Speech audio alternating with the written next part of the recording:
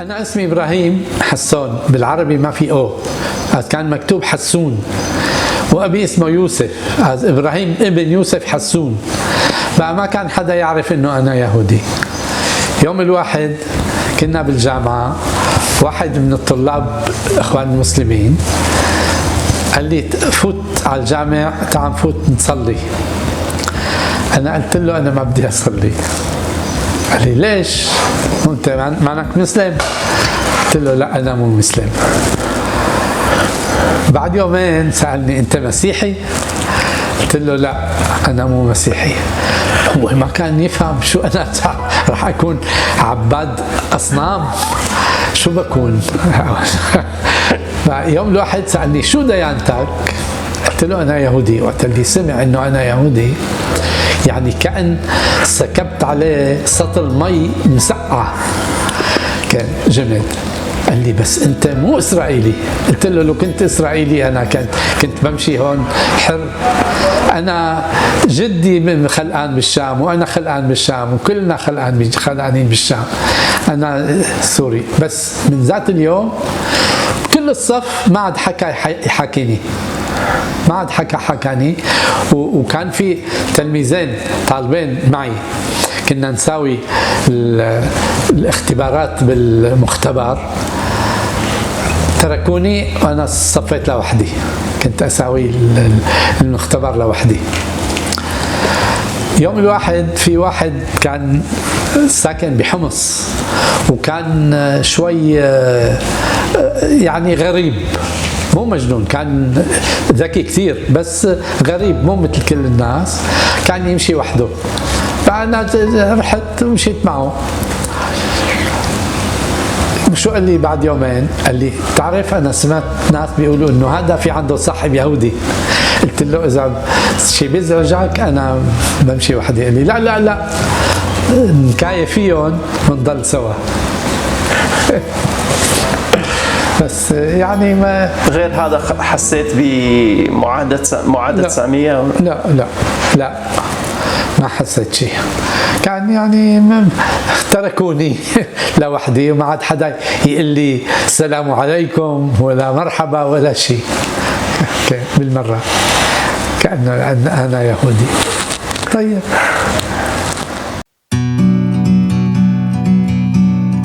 مرحبا، أنا اسمي إبراهيم حسون، أنا خلقان بدمشق بسنة 42. هناك كان في طائفة يهودية قديمة كثير، كان في مدرستين يهوديات، مدرسة واحدة دينية اسمها ابن ميمون يعني على اسم الرمبام، والدينية كانوا بيتعلموا كل البرنامج السوري العربي وبزيادة ديانة.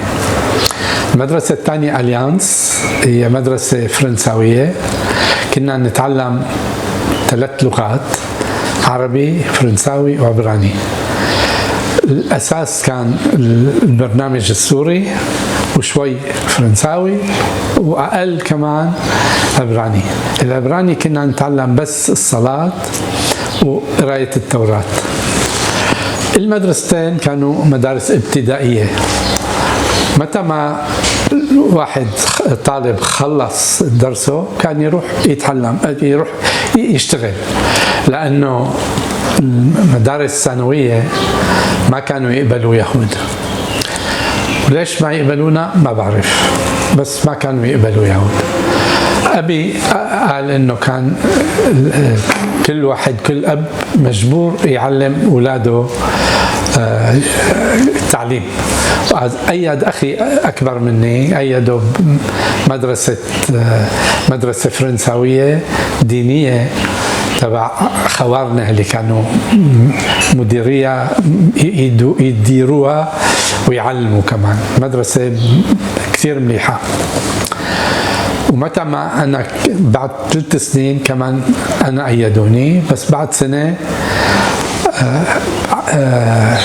يعني رحت لغير مدرسة كمان فرنساوية بس علمانية مدينة بلدين، بيسموهم ميسيون لايك فرانسيز. لايك يعني علماني بدون مش دين. وهنيك أنا خلصت البكالوريا وأخي كمان خلص بكالوريا. نحن اثنين أخذنا جهة الرياضيات والفيزياء، يعني علوم. وقت اللي أخي خلص درسه بالبكالوريا كان بده يروح يشتغل،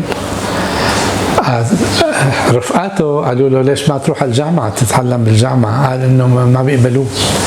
راح يجرب، قالوا له أنت يهودي ما بنقبلك. واحد من أصحابه هو كان من حزب البعث. حزب البعث هن ضد الديانة. سألوا، راح عند وزير المعارف اللي كان البيطار، هو كمان اسمه البيطار وهو من حزب البعث. حكى له، سأل مين اللي مدير الجامعة؟ قالوا له إنه الأخوان المسلمين. الأخوان المسلمين أنا بفرجيهم. دغري كتب مكتوب إنه إذا الطالب يهودي بس هو سوري، جنسيته سورية، لازم يقبلوه مثل جميع الطلاب. أخي راح سجلوه، بس قالوا له إنه هي على مسؤوليتك، إذا بيضربوك بيأذوك هي على مسؤوليتك. قال لا، أنا ما بقبل إنه يكون على مسؤوليتي، لازم. راح رجع عند الوزير كتب لهم إنه هي كلها مسؤوليتهم، هي طالب مثل جميع الطلاب. وراح هو يتعلم آداب عربي وفرنساوي. أنا 3 سنين بعد وقت اللي صار دوري كان بدي أتعلم طب، بس يعني 2-3 قبل ما بديت أتسجل على الجامعة خلص دورة تبع أطباء اللي تعلموا هنيك، والمدير تبعهم قال لهم لا تحسبوا انه انتم صرتوا اطباء، انتم نص اطباء، يعني مستواكم مو كتير منيح. انا سمعت هيك قلت ما شو بدي اتعلم 10 سنين حتى اطلع نص طبيب؟ لا، رحت تعلمت فيزياء ورياضيات.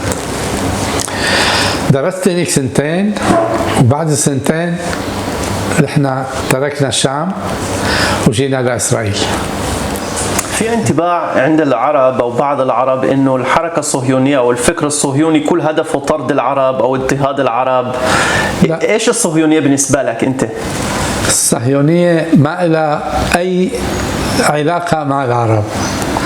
هي أساسا مثل ما قلت أنا، أساسا من يعني إحساس يهودي من وقت اللي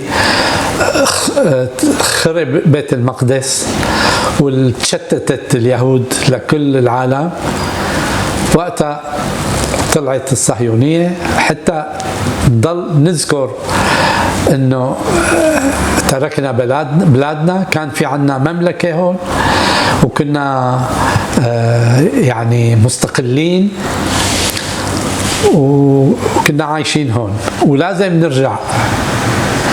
وصحيح 2000 سنة أخذ حتى رجعنا لهون.